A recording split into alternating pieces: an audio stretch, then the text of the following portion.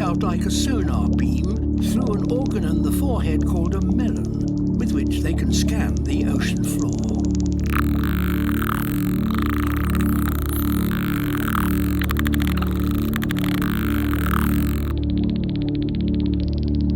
When the beam of sound hits a fish hiding beneath the sand, it's reflected back, revealing its location.